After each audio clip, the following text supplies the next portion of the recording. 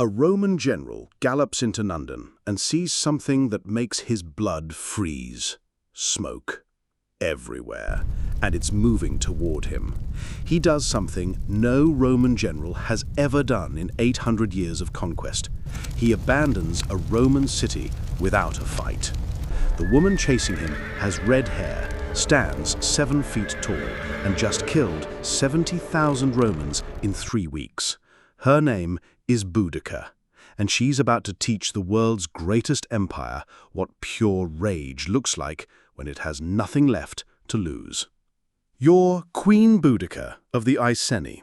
Your husband dies, leaving half his kingdom to your daughters, half to Emperor Nero. Smart diplomacy, right? Wrong. Rome's tax collector shows up, tears up the will, seizes everything. Your daughters get assaulted, you get publicly flogged like a criminal. Message received. Your property, not partners. Here's what Rome doesn't know. They just created their worst nightmare. Boudica asks one simple question. How many Romans are actually in Britain? Answer: not nearly enough. Time to send a message of her own. Target 1, Camulodunum. A Roman colony stuffed with retired soldiers on stolen native land. They've built a massive temple to Emperor Claudius right in Iceni territory. The colonists see Boudica's army, 100,000 screaming Britons painted blue, chariots thundering, and suddenly those walls don't look so impressive. They retreat to their temple and pray to Roman gods. Their gods don't answer.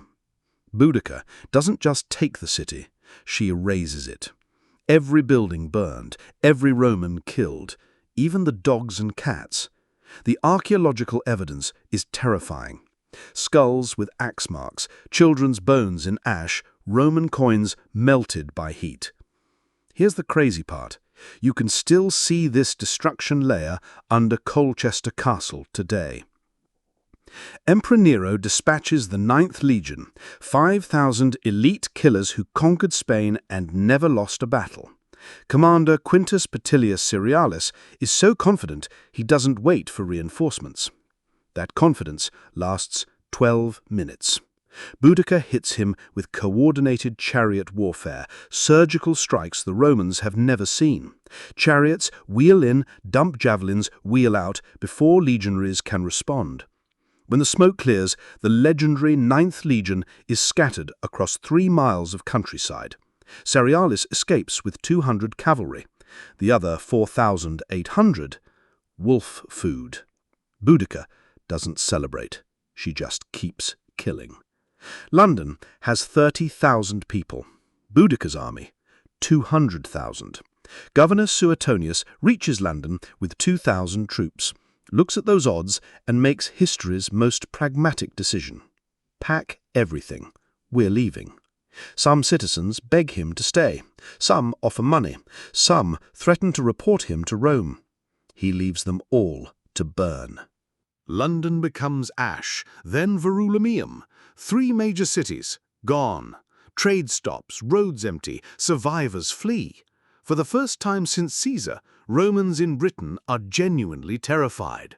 Suetonius knows he's outnumbered 5-1. When facing those odds, you don't ask for a fair fight, you pick the ground. He finds a narrow valley, woods on both sides, open slope in front. His line can't be flanked, perfect Roman tactics. Boudica's army arrives with families in wagons behind them, ready to watch victory. That wagon line becomes their death trap. The queen gives her war cry from the chariot, 7 feet of fury with flowing red hair. She raises her spear and screams one word that 200,000 Britons echo: kill! The ground shakes as they charge, 10,000 disciplined soldiers against 200,000 screaming barbarians. Smart money's on the barbarians. Smart money loses everything. Suetonius has turned Boudica's rage against her. Britons charge uphill into a funnel where numbers mean nothing. Roman javelins punch through shields. When Britons hit the Roman line, it bends, absorbs impact, snaps back like steel. The retreat becomes a stampede. Those family wagons, death trap. Fleeing warriors slam into their own supply train. Roman cavalry sweeps the flanks, cutting down everyone. Killing lasts from noon to sunset. When it ends, grass is red for 3 miles. Boudica survives the battle, but not the defeat. She takes poison rather than face capture, dying alone in the English countryside. But here's the twist. She won. Not the war. She lost that charging uphill. But she broke Rome's confidence. Showed the world that Caesar's legions could run in terror from one angry mother. After Boudica, Rome never felt safe in Britain. They built Hadrian's Wall not to keep barbarians out, but to have something to hide behind when the next Boudica came.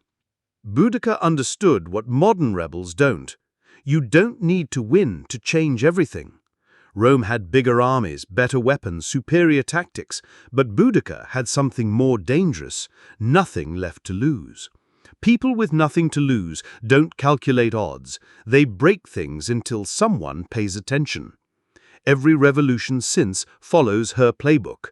You defeat power by refusing to play its game, by becoming so destructive that even winners wonder if winning's worth it.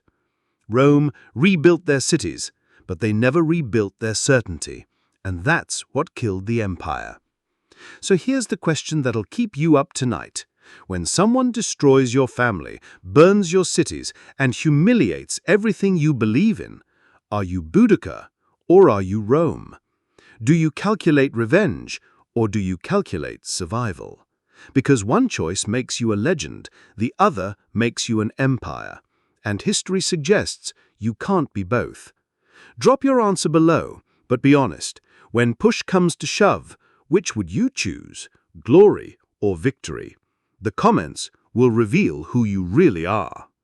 Next week, the hunt for Rome's lost eagles and why finding them nearly started World War Zero.